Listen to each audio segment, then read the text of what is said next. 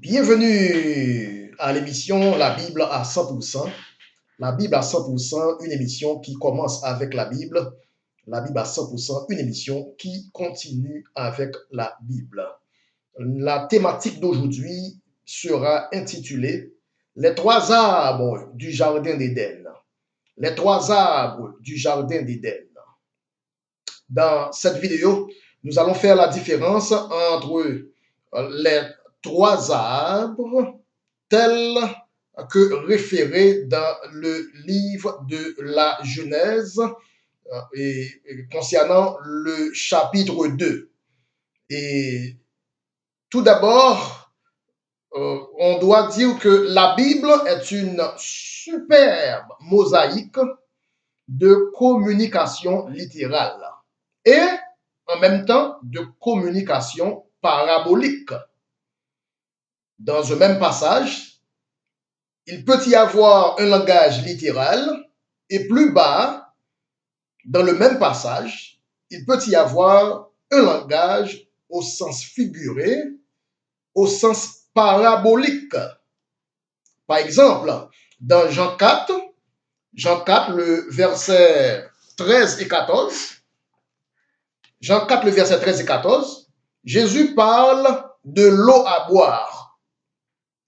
Jean 4, verset 13 et 14. Jésus répondit à la femme, quiconque boit de cette eau aura encore soif. Ça, c'est de l'eau à boire au sens littéral.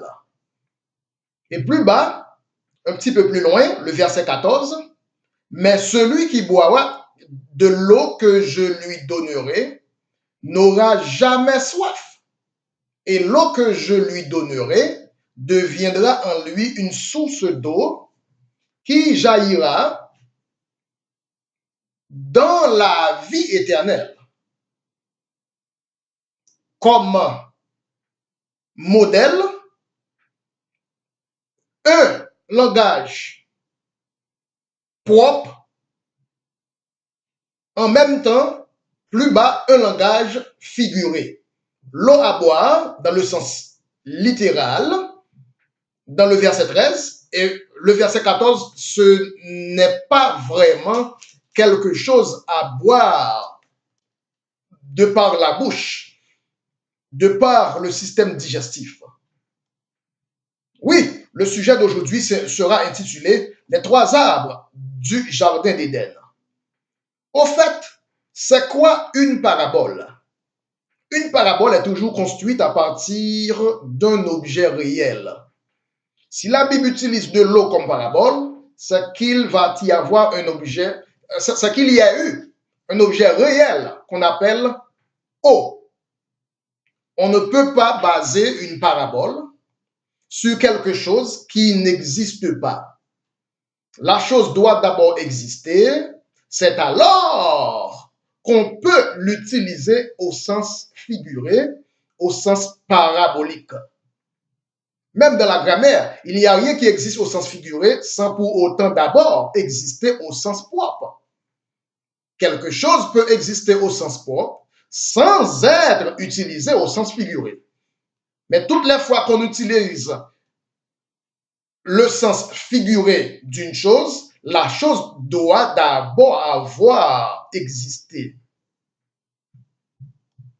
Donc tout ce qui est utilisé au sens figuré doit avoir existé au sens propre.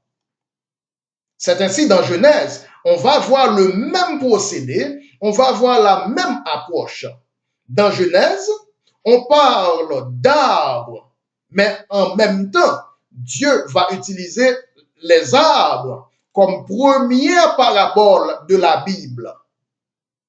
Première parabole de la Bible, c'est parabole concernant l'utilisation des arbres, en utilisant l'objet arbre comme parabole. Plus tard dans le temps, plus tard dans la Bible, Dieu va utiliser le soleil comme parabole. Plus tard encore, Dieu va utiliser agneau. Je suis l'agneau de Dieu comme parabole. Et tant d'autres animaux par la suite. Donc, comment comment reconnaît-on quand la Bible parle au sens propre et quand la Bible parle au sens figuré, c'est-à-dire parabolique? Pour savoir quand c'est au sens propre ou quand c'est au sens parabolique, on doit laisser les Écritures elles-mêmes définir le contexte. Ça c'est le travail des Écritures. Ça, c'est le job des Écritures. Et cela se fait en lisant les iotas des Écritures, et cela se fait en continuant à lire le contexte des Écritures. Par exemple, dans Genèse 2, le verset 9, Genèse 2, le verset 9, les trois arbres du jardin d'Éden, les arbres, on va tout d'abord lire. L'Éternel Dieu fit pousser du sol des arbres de toute espèce,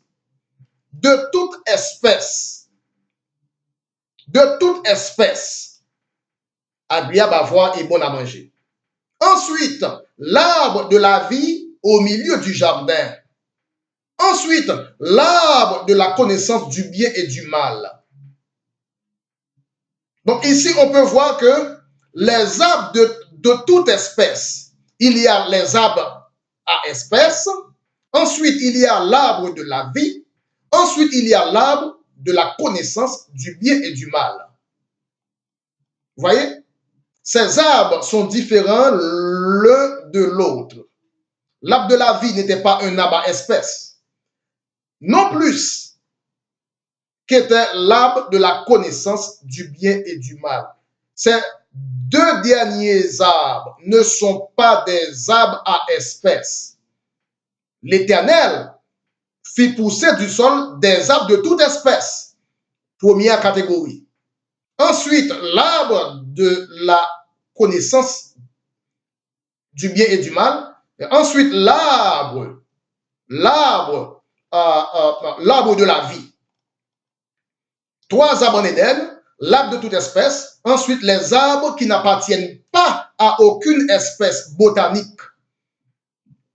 L'arbre de la vie ne fait pas partie d'une espèce botanique. L'arbre de la connaissance du bien et du mal ne fait non plus pas partie d'une espèce botanique, d'une espèce de la flore. Les trois arbres du jardin d'Éden.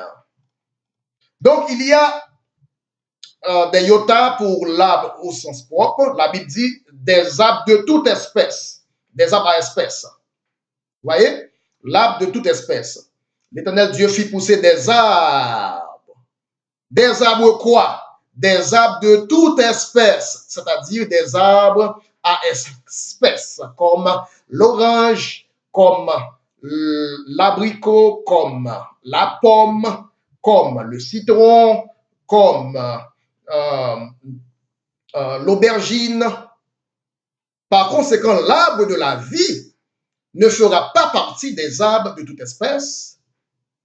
Ensuite, l'arbre de la connaissance du bien et du mal ne fera pas partie d'arbres à espèces. Mais pourquoi Dieu utilise arbre comme symbole, arbre comme parabole? Un arbre est une parabole, un symbole de branche, quelque chose qui branche, qui va brancher, un symbole de reproduction. Un arbre se reproduit, un arbre s'automultiplie par des branches, par des rameaux. Donc, qu'est-ce que cela veut dire? Entre autres, cela veut dire que l'arbre de la vie, l'arbre de la connaissance du bien et du mal, réfère à l'homme, car l'homme devait se reproduire sur la terre. L'homme allait se reproduire sur la terre. Et l'homme devait pousser des rameaux sur cette terre, tout comme un arbre le fait. Mais il va y avoir deux moyens possibles à l'homme de se reproduire. Il va y avoir deux moyens possibles à l'homme de pousser des rameaux, de pousser des branches. il va y avoir deux moyens à l'homme d'enfanter, soit par la méthode de planification familiale arbre de vie, soit par la méthode de planification familiale arbre de la connaissance du bien et du mal. Comme principe de reproduction, l'arbre de la vie n'est pas un arbre comestible à manger par la bouche, pas comme un arbre à espèces. L'arbre de la vie veut dire tout simplement croître et multiplier par l'opération du Saint-Esprit, par la vertu du Saint-Esprit. Et d'autre part, l'arbre de la connaissance du bien et du mal veut dire tout simplement croître et multiplier, de préférence par la vertu du rapport sexuel, par le sexe. Deux arbres du jardin qui ne sont pas des arbres à espèces, et cela veut dire deux méthodes d'enfanter, deux méthodes de reproduction, deux méthodes de planification familiale. Oui, le sujet d'aujourd'hui s'intitule Les trois arbres du jardin d'Éden. Et dans cette vidéo, nous voulons faire la distinction entre ces trois catégories d'arbres. Selon le plan de Dieu, toute femme devait être conçue, toute femme devait être enceinte par la vertu du Saint-Esprit, tout comme la femme Marie en a été conçue. Les Écritures nous montrent que la femme Marie était enceinte par la vertu du Saint-Esprit, mais c'était la marche à suivre. C'était le chemin qu'il fallait poursuivre. Il ne fallait pas seulement Marie à être enceinte par la vertu du Saint-Esprit. Comme femme, Marie a la même anatomie que toutes les autres femmes. Marie n'avait pas une autre matrice. Marie n'avait pas deux matrices. Marie n'avait pas trois matrices. Anatomiquement, Marie avait exactement la même anatomie, le même utérus. Et si l'utérus de la femme Marie pouvait être gravide par la vertu du Saint-Esprit, c'était le chemin frayé à toute femme sans exception de recevoir la grossesse par quoi? Par l'opération du Saint-Esprit. Toute femme sans exception devait croître et multiplier sur la terre par l'opération du Saint-Esprit et non par l'opération du sida et non dans un contexte de risque de contracter ou de transmettre des maladies vénériennes, des maladies sexuellement transmissibles. Au fait, Marie ne devait pas être la première femme à être enceinte par la vertu du Saint-Esprit. Ève, au contraire, la femme Ève devait être la première femme à être enceinte par la vertu du Saint-Esprit. Donc, les trois arbres du jardin d'Éden parlent premièrement des arbres à espèces, de toute espèce. Cela veut dire la pomme, l'abricot, l'orange, la cerise, les raisins, de toute espèce, y compris la pomme. On pouvait manger la pomme en Éden, de toute espèce. Pas de quelques espèces, mais de toute espèce, sans exception. Ensuite, deuxièmement, l'arbre de la vie qui ne fait pas partie des arbres à espèces.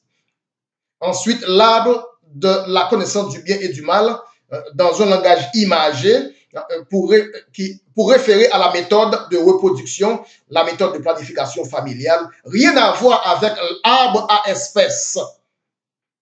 L'arbre de la vie n'était pas un arbre à espèces. L'arbre de la connaissance du bien et du mal n'était pas non plus un arbre à espèces. Il y avait des arbres de toute espèce. La pomme, l'orange, la cerise. Vous voyez?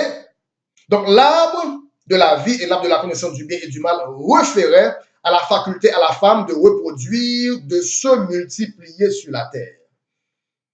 Au fait, jusqu'ici, la femme a multiplié sur la terre par ces deux arbres, par ces deux méthodes. On a la femme Ève qui a choisi de multiplier à travers la vertu sexuelle, à travers la vertu du rapport du sexe. Ensuite, on a la femme Marie qui a multiplié sur la terre par la vertu du Saint-Esprit. On ne savait même pas que les femmes pouvaient enfanter des enfants par la vertu du Saint-Esprit. Il a fallu la Bible pour nous montrer et pour nous convaincre que la femme pouvait bel et bien enfanter naturellement par la vertu du Saint-Esprit. N'était-ce la désobéissance d'Ève? Toute femme toute femme donnerait naissance à des enfants et tout enfant né de femme serait donc un produit de la volonté de l'esprit et non un produit de la volonté de la chair. Nous allons lire pour confirmer l'enseignement dans Jean 1er, le verset 13. Jean, le chapitre 1er, le verset 13. Non du sang, non de la volonté de la chair et non de la volonté de l'homme. Jean 1er, verset 13. Celui qui est né de l'esprit est né non du sang, non de la volonté de la chair et non de la volonté de l'homme, mais de Dieu. Donc, aujourd'hui, tous les bébés, tous les enfants, à l'exception du bébé Christ, à l'exception de Jésus-Christ, sont nés de la volonté de la chair. Mais celui qui est né de l'esprit est né non du sang, non de la volonté de la chair et non de la volonté de l'homme. Donc ces deux arbres sont des types employés pour signifier deux façons de croître et de multiplier, deux façons de pousser des branches sur la terre, tout comme les arbres à espèces poussent des branches sur la terre. Sauf que Ève a été tentée d'adopter, d'enfanter par la méthode de la chair, par la méthode de la connaissance du bien et du mal. Cependant, 4000 ans plus tard, 4000 ans après Ève, la femme Marie a enfanté par la méthode vertu du Saint-Esprit, par la méthode vertu arbre de la vie. Il y a très peu de pasteurs qui sachent qu'est-ce que cela veut dire, arbre de la vie et arbre de la connaissance du bien et du mal. Tout ce qu'ils ont en tête, c'est que ces deux arbres sont des fruits du système de la digestion. Cependant, ce n'étaient que des fruits du système de la reproduction. Certains pasteurs vont même dire que c'était une pomme. Cependant, la pomme fait partie du fruit à espèces, d'arbre à espèces. L'homme pouvait manger de la pomme, car la pomme fait partie des arbres de toute espèce. La pomme est un fruit de la digestion.